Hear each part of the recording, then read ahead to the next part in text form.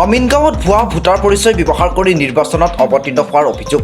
দিব্যাংগ যুৱতীৰ ভোটাৰ পৰিচয় ব্যৱহাৰ কৰি নিৰ্বাচনত অৱতীৰ্ণ হোৱাৰ কেন্দ্ৰ কৰি তীব্ৰ প্ৰতিক্ৰিয়া অমিনগাঁৱত।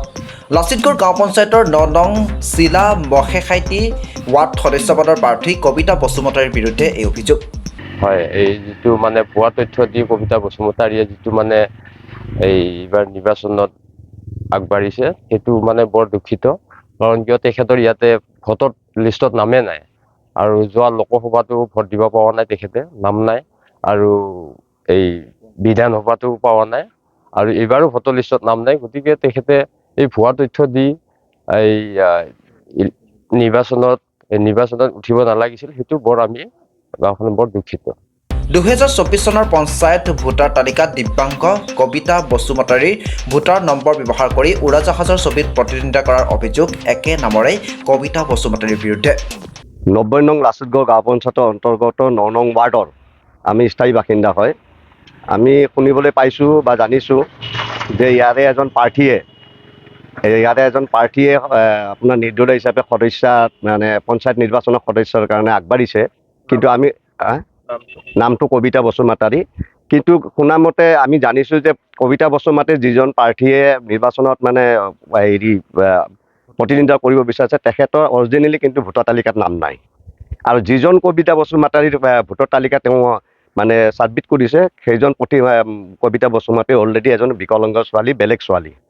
গতিকে সেইজন কবিতা বসুমতাৰীৰ বাপেকৰ নাম নাৰায়ণ বসুমতাৰী আৰু যিজনে প্ৰতিদ্বন্দ্বিতা কৰিছে সেই কবিতা বসুমতাৰীৰ দেউতাকৰ নাম হ'ল লাম্বেশ্বৰ বসুমতাৰী।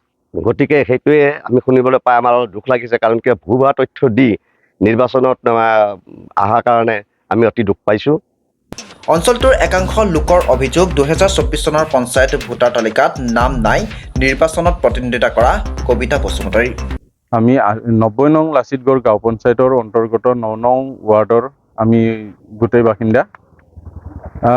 আজি আমাৰ এই বাথৌগুৰি অঞ্চলৰ এজন নমিনেশ্যন প্ৰাৰ্থী কবিতা বসুমতাৰী, তেওঁ যিগৰাকী কবিতা বসুমতাৰীৰ নামত যিটো নেকি ভোটাৰ লিষ্ট ছাবমিট হৈছে সেইটো হ'ল আমাৰ বিকলাংগ ছোৱালী।